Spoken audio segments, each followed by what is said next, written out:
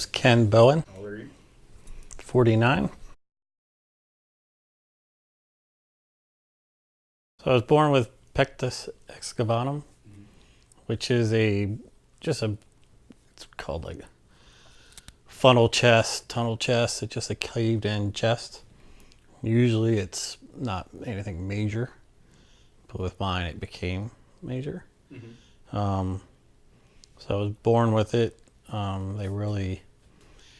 don't think they knew much about it back then. And with my parents, my dad working shipyards and not always working, and insurance wasn't that great, that he told them to do whatever they can to save me, help me out. Well, gosh, I don't know what it's like to be normal. It was, how I understand it is that cartilage connected like the ribs and the sternum together, like overgrowth. So at 3.5, John Hopkins did surgery where they cut out the ribs. So usually 3 to 6 ribs. I think I had 3.5 ribs on each side taken out. So, and then they tried to pull the sternum out, get it to hold, but it didn't. Then it worked. It's when I hit my growth spurt that it didn't. So I was cut across. So I had a big, thick purple scar, which I used to tell people I was attacked by a shark, or somebody shot at me and I turned sideways and it skinned me. So all my friends had different stories for, when I was a teenager, they tried to pick girls up with my scar. So it was weird because most people are cut up and down. So mine was literally almost completely around me. So that was 3.5 Years old. 3.5 years old when John Hopkins did the surgery. So I think everything was still new back then in what they were doing. So supposedly there was another kid, what they did with me, they did kind of the opposite with him, but they found out later that neither really worked. They actually found out a lot later that most of the time you don't let it go until they're older to see if it's going to cause problems or not. But mine was pretty severe, so I think they would have done it anyway. So it kept me, it was literally just like, your chest comes down, but mine came in and then come back out. My muscles weren't really connected back together right. It didn't work, the surgery. So growing up, it was just, I don't know, my parents made me do everything my brothers did. I wasn't no different. Had to do my chores. I had to do my 5 acres of potatoes every year, 10 acres of corn. We had to pick for, to survive through the winter. So it wasn't, to me, it wasn't different. To my family and my close friends, it was just normal. They were always used to it. It wasn't until I got older where I realized that you're walking down the boardwalk in Ocean City and people are stopping and pointing. I even seen people turn around and run past me and come back to see, I had a big thick scar and it was really caved in. Me, it was normal because that's all I remember. I really never noticed. So John Hopkins, by the time I was in high school, they pretty much was like, I was told by one doctor I wouldn't live past 19 because it was crushing my heart and lungs and displacing them. So when the sternum would go in, my lungs couldn't function. So they work harder, which then turn around and made the heart work harder. So the valves were getting leaked in, my heart valves. My lung capacity was only like 43% back in high school. But I did cross country, I did track, I was on a wrestling team, I did, Babe Ruth baseball all my life until, got to that age where you couldn't. I definitely couldn't run as fast as everybody else. I only took wrestling to help if I got in a fight because I got picked on a lot. So I figure with wrestling, I can at least get the person on the ground and hold them down. So, when you're a senior at 6'2" and you weigh 90 pounds, you're an easy shot. So John Hopkins pretty much said that there wasn't much they could do. They did like MRIs. So there was a lot of stuff going on. My parents were always like, we kind of knew something wasn't right. I don't think they were forthright in what they were doing, which we didn't care. It wasn't like we were ever going to go back and sue or anything. We just wanted, if they could fix me. And they pretty much said that was it. There wasn't no more they could do. And I think the final, as I would say, nail in the coffin was when I went down.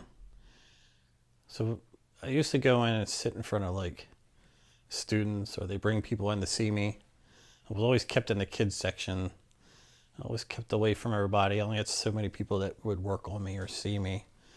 So I would have specialists come in and see me and look at me, but never do anything with me.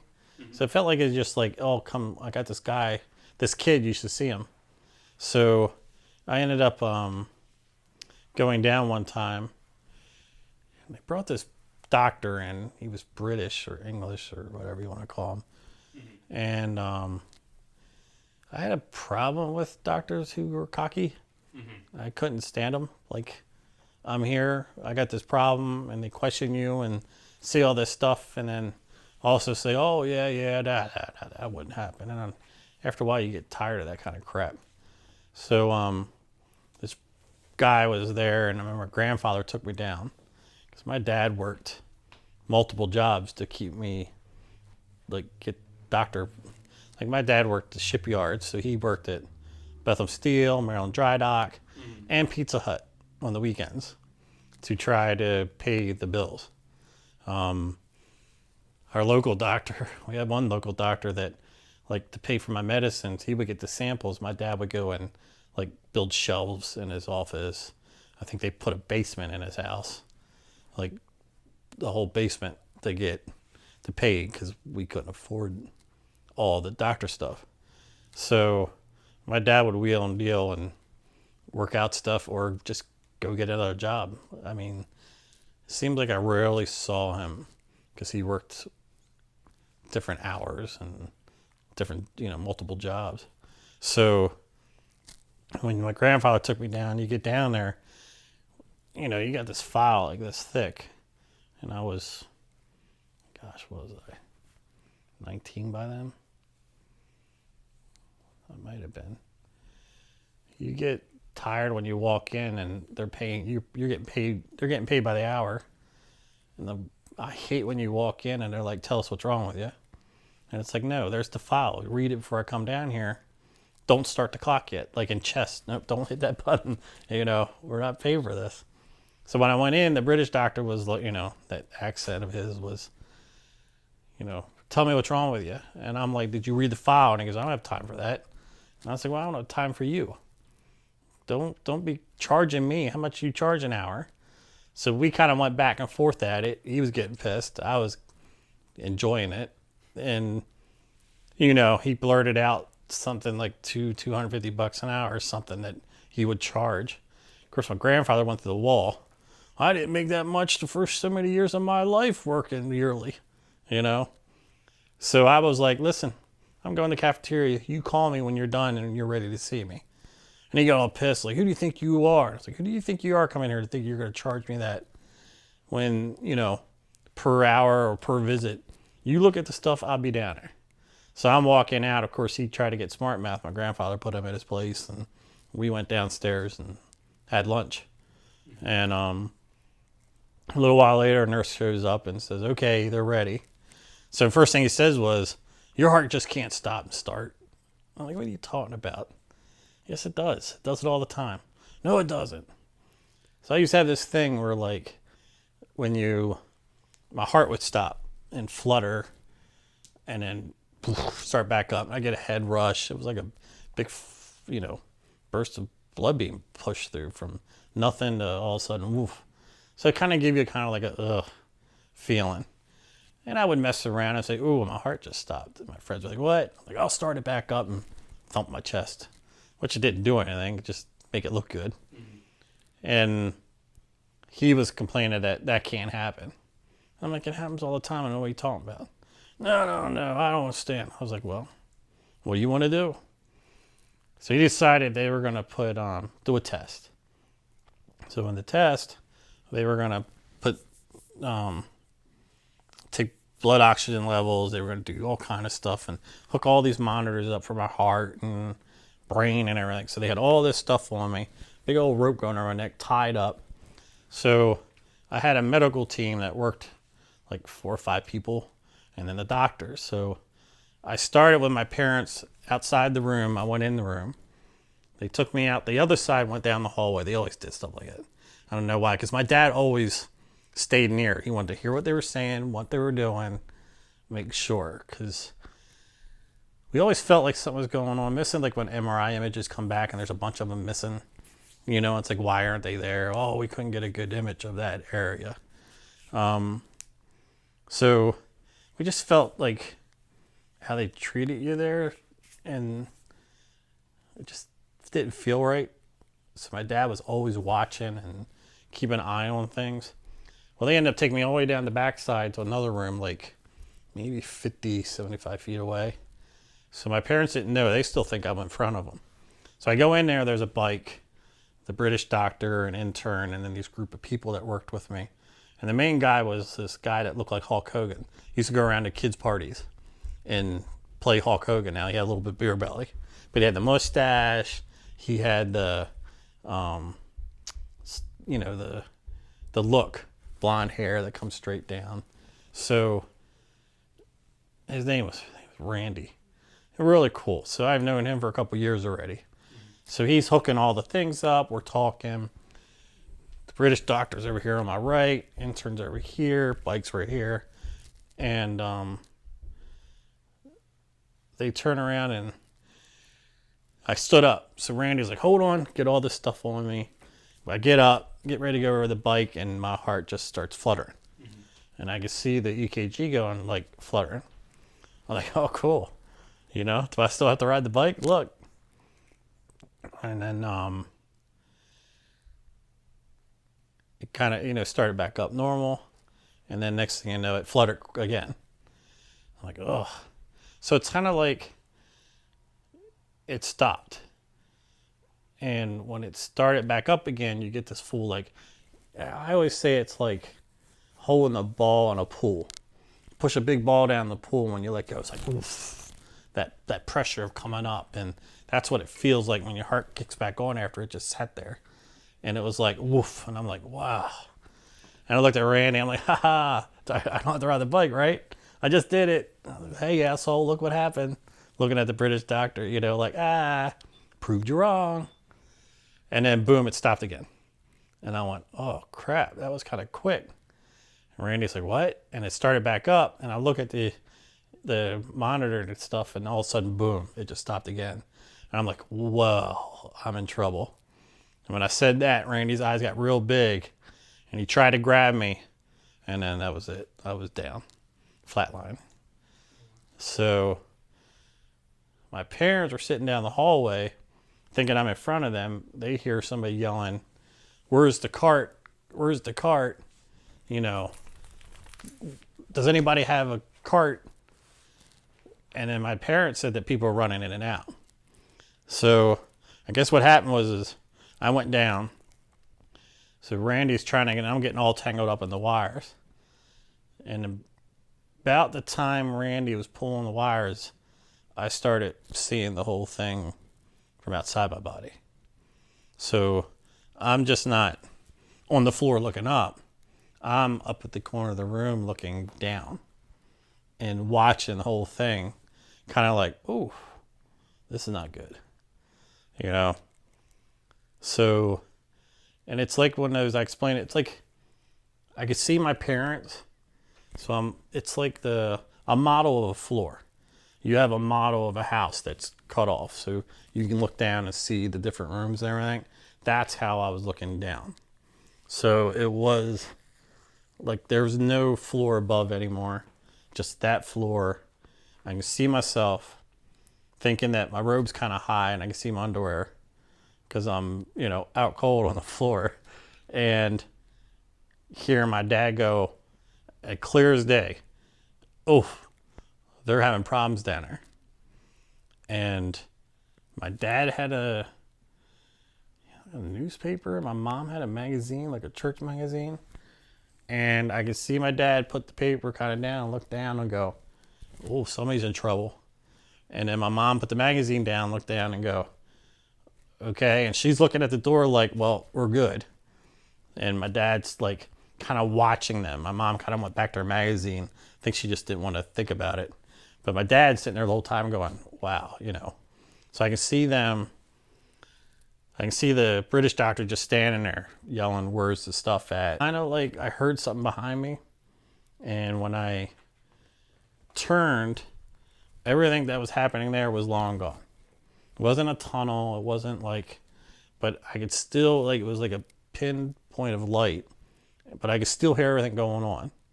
When I turned around, there was all these people there. And they were kind of like lined up. And it wasn't white like the sun was out, but it was white, clear white. It's hard to explain.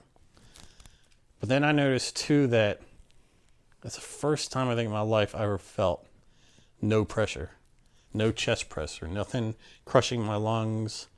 That's like the first time ever that I realized, holy crap, I don't have that crushed feeling anymore. And I wasn't breathing, so I wasn't like trying to get air and stuff. I don't know how to explain it.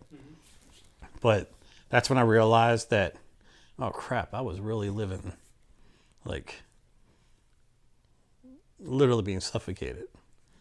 So I could look around, I could see my grandmother, who wasn't like old, but she wasn't young. And she kind of looked at me and kind of waved. So my grandfather. I actually saw a guy I went to school with that I knew.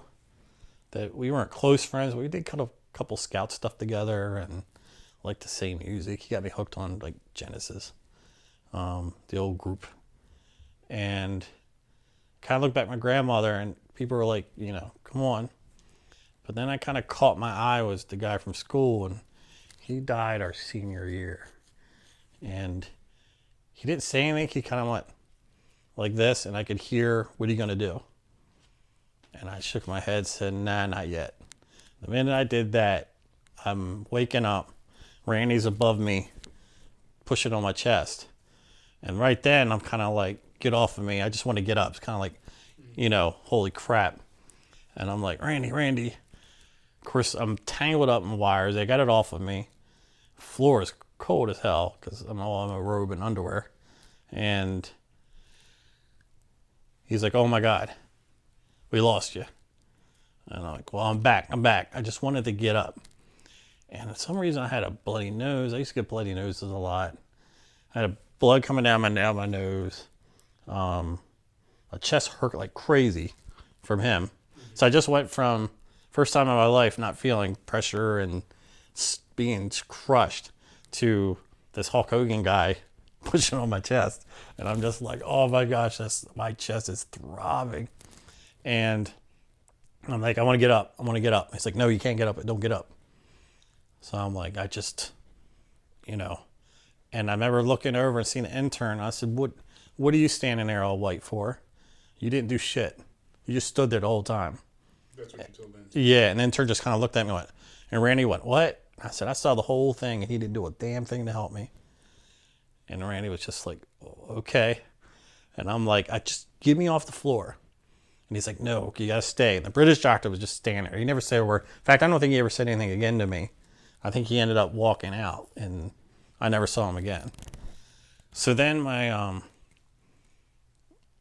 heard my dad go, "What the hell?" And my parents told me is that they noticed that Randy came out the door. They saw the British doctor leave, and then Randy came out, and my dad went, "Oh crap." My dad said he's like realized like, uh-oh.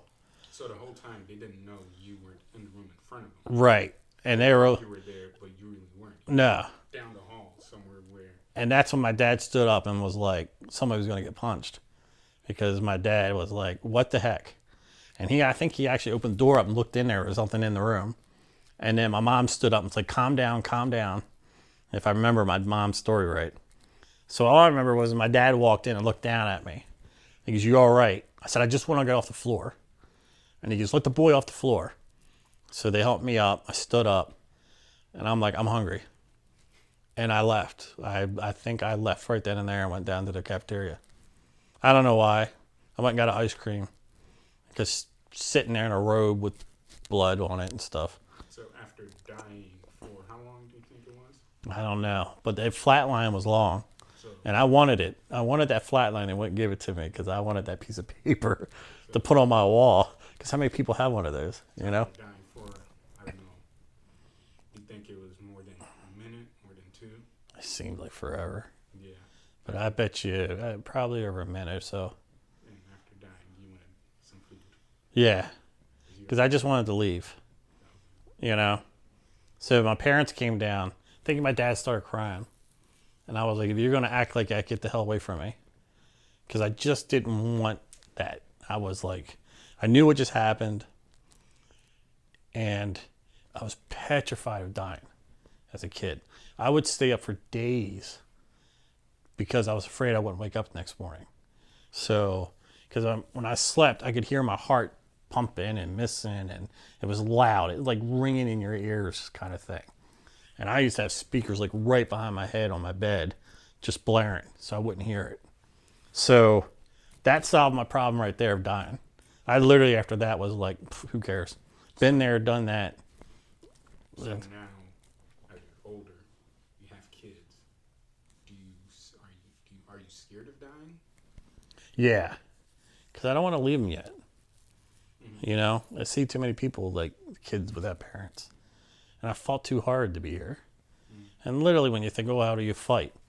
I let them do stuff to me and I would, you know, some people might say no to. And I always took the thing of, go ahead, try it on me. Who cares? At least the next kid has to go through it, which I don't think they even do this surgery anymore. I think they wait until you're 14. I think that, in fact, my best friend growing up, his son he got remarried, he got married, and she had kids. They actually stuck a bar through there and move it out. It like bends the sternum out, and that's how they do it now. So, you know. Have you gotten any procedures done lately? So that was 19. John Hopkins pretty much then was it. We really couldn't get an appointment again. I think too they were like to the point too like we just don't know. We didn't know until later. So I ended up going. Somehow we found I went on a mission for my church. Ended up going out in Utah. Only problem is the altitude. Now I couldn't pass the physical. My doctor just passed it. I had a doctor I grew up with later on in life that was like, you know, if you want to do something, do it. You know, I'm not going to hold you back. Like scouting, I couldn't even go camping half the time. I couldn't pass physical. He just passed me. He's like, go. You might as well, why sit around and wait for it? Go. So I'm like, okay. So I did a mission. I ended up in Utah, but the reason was because you have so many church members there that there was a lot of help for me. Problem was I ended up getting a mission president that put me on a bike. Why, we don't know. Did he know you? Yeah, it was really documented. All right. So I don't know what his problem was, but we had these APs, which are missionaries that are under him. They pretty much snuck me out to a car, but it was too late. The altitude, everything, it was just too much, but I got tried at least. But then I met a doctor there in Provo, and he saw me a bunch of times, and finally he was just like, you got to go home. You're too high. Your altitude, any exercise here is killing you. You need to go home. It's like, okay. So I ended up going home, and after John Hopkins wouldn't see me anymore. Just really didn't know what happened. I kind of think what happened, but you know, John Hopkins is the best place. I mean, even if, I don't think I'd be alive this long if it wasn't. But I still think there was stuff happening that, like my medical records that we couldn't get or stuff that's missing. But, you know, I take my kids there. Take them in a second. You know, doctors now are much different. Everyone I met down there in the last 5 years, oh my gosh, totally different than what I experienced as a kid. You know, the God complex is kind of gone. Like, these people really are there to help. You know, not like, oh, I'm a God, I can fix anything. They literally just, as I've been there with my kids and stuff, that they're there to help.